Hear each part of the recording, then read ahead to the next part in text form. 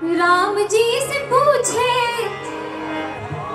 राम जी से पूछे जनकपुर की नारी, बता द बबुआ लोगवा देत काहे गारी, बता द बबुआ लोगवा देत काहे गारी, बता द बबुआ।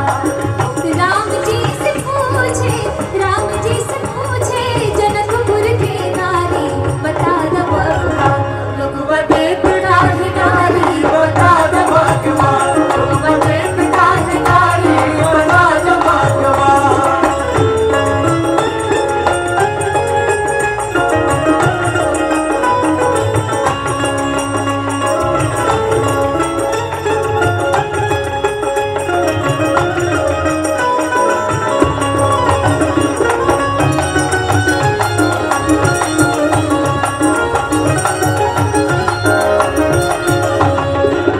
तोहरा से पूछूं मैं ओ धनुषधारी, तोहरा से पूछूं मैं ओ धनुषधारी।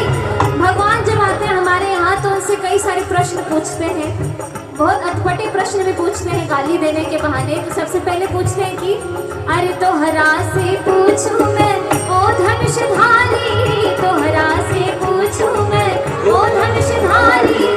एक भाई कौन का है, एक भाई कौन का है, एक काहे कारी, बता द बबुआ लोगवा देत काहे गारी, बता द बबुआ लोगवा देत काहे गारी, बता द बबुआ।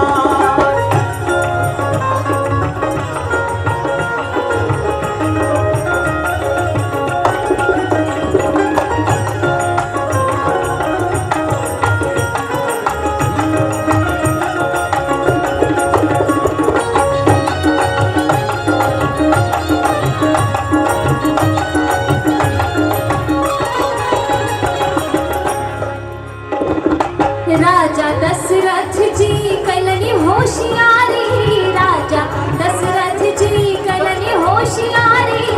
एक टामरद पर, एक टामरद पर तीन तीन गुनारी, बता द बबुआ लोगवा देत काहे गारी, बता द बबुआ लोगवा देत काहे गारी, बता द बबुआ।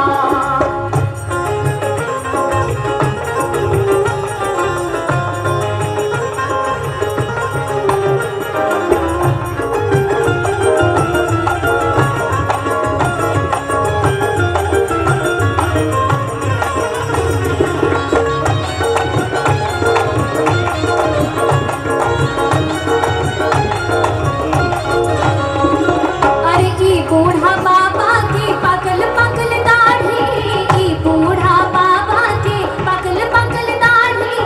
देखन में पातर, देखन में पातर खाए भर थारी, बता द बबुआ लोगवा देत काहे गारी, बता द बबुआ लोगवा देत काहे गारी, बता द बबुआ। राम जी से पूछे,